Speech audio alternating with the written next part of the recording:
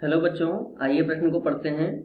सभी x, y is the element of n, अर्थात x, y जो है वो प्राकृतिक संख्या के नंबर हैं के लिए f(x + y) बराबर f(x) गुणा f(y) को संतुष्ट करता हुआ एक फलन है कि f1 का मान दे रखा है 3 एवं सिग्मा f(x) बराबर 120, जहां x का मान 1 से लेके n तक है, तो n का मान ज्ञात करना है।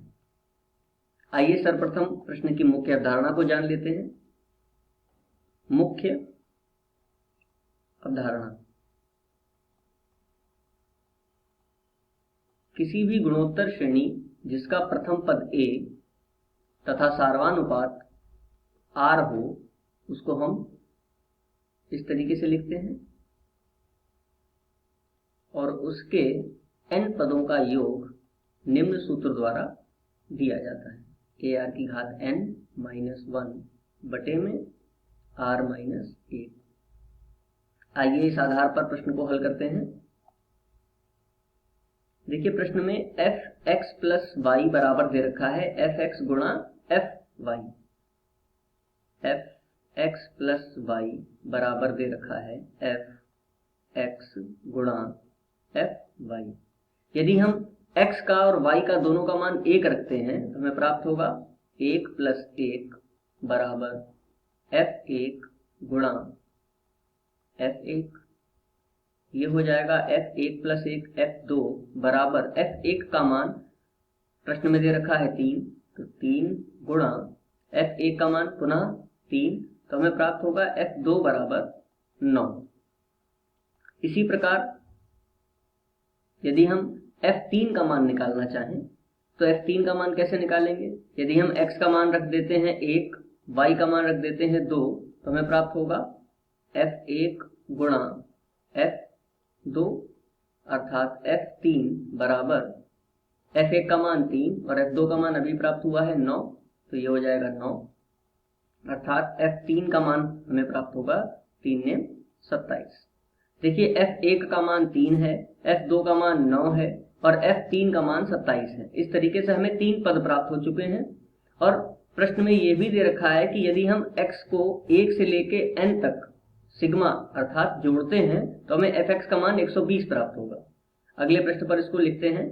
देखिए, जो हमें श्रेणी प्राप्त हो रही है वो क्या है?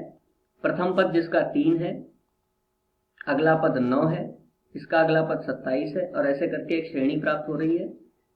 प्रश्न में दे रखा है कि इनके सारे पदों का योग अगर 120 कर दिया जाए तो हमें n का मान प्राप्त करना है। ये देखिए, तो हमें n का मान प्राप्त करना है।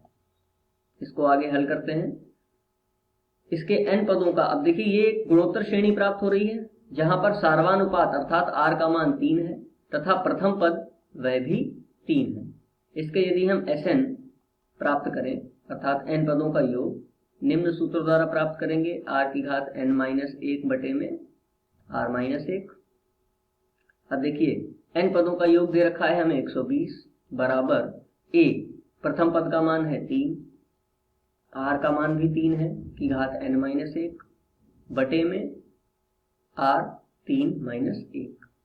इसको हल करते हैं। 120 बराबर 3 की घात n माइनस 1 बटे में 2। अब देखिए, अगर हम तिरछी गुणा करते हैं तो 2 कहाँ जाएगा 120 के गुणा में और ये 3 कहाँ जाएगा इसके भाग में, और इधर हमें प्राप्त होगा 3 की घात n माइनस 1। 3 से इसको कट करते हैं तो 3 चौक 12 अर्थात 40, 40 दूनी 80, 80 बराबर 3 की घात n माइनस 1। अब देखिए, माइनस 1 यदि हम बाएं पक्ष में लेकर के जाते हैं तो ये प्लस का 1 बन जाएगा। अगले प्रश्न पर इसको लिखते हैं। 81 बराबर 3 की घात n। अब 81 को हम अगर 3 की घात में लिखना चाहें तो लिख सकते हैं 3 तिया 9 तिया 27 तिया 81 अर्थात 3 की घात 4 बराबर 3 की घात n। तुलना करने पर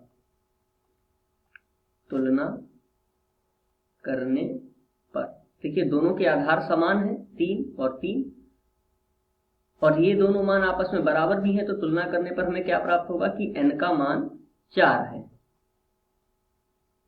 मुख्य अवधारणा के आधार पर यह दिए गए प्रश्न का उपयुक्त उत्तर है। आशा करते हैं आपको समझ में आया होगा।